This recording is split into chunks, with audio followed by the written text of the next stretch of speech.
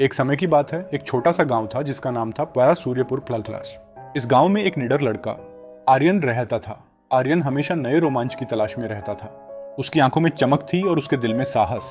उसकी सबसे अच्छी दोस्त माया एक बुद्धिमान और चतुर लड़की थी। माया की कल्पना की उड़ान हमेशा आर्यन के साहस को और बढ़ाती थी। एक दिन गांव के बुजुर्गों ने एक पुरानी कहानी सुनाई। कहा जाता था कि गांव के पास एक रहस्यमय जंगल है जहां एक जादुई फूल खिलता है। इस फूल के पास जो भी पहुंचता उसकी सभी इच्छाएं पूरी होती थीं। लेकिन जंगल में जाने वाले लोग कभी लौटकर नहीं आए थे। आर्यन और माया ने तय किया कि वे इस फूल को खोजने की कोशिश करेंगे। वे सुबह सुबह जंगल की ओर बढ़े। जंगल घना और अंधेरा था। रास्ते में उन्हें अजीब आवाजें सुनाई देने लगी।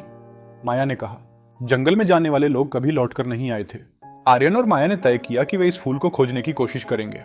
वे सुबह सुबह जंगल की ओर बढ़े। जंगल घना और अंधेरा था।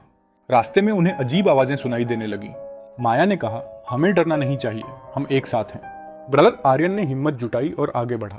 थोड़ी देर बाद वे एक विशाल पेड़ के पास पहुंचे जहां एक पुरानी किताब पड़ी थी। किताब में लिखा था कि जादुई फूल को पाने के लिए 3 चुनौतियां पार करनी होंगी। पहली चुनौती थी एक पहेली का हल करना। उन्होंने मिलकर पहेली को हल किया। दूसरी चुनौती थी एक खतरनाक नदी को पार करना। आर्यन ने अपने साहस का परिचय दिया और माया ने अपनी बुद्धिमानी से एक मजबूत डोंगी बनाई। उन्होंने मिलकर नदी पार की। अब वे तीसरी और आखिरी चुनौती के सामने थे, एक डरावने राक्षस का सामना करना। राक्षस ने उन्हें देखकर गरजते हुए कहा, तरस तुम यहाँ क्यों आए हो? आर्यन ने कहा, हम जादुई फूल की तलाश में हैं। पराशर राक्षस ने कहा, अगर तुम मुझे अपनी सबसे बड़ी इच्छा बताओ तो मैं तुम्हें फूल तक पहुंचा दूंगा। बट आर्यन ने सोचा और कहा, अरे मैं चाहता हूं कि हमारे गांव में हमेशा खुशियां रहें। पर राक्षस ने मुस्कुराते हुए कहा, बट तुम्हारी इच्छा सच्ची है। डर उसने उन्हें फूल तक पहुंचाया। जब उन्होंने फूल को छुआ तो एक चमकदार रोशनी चारों ओर फैल गई।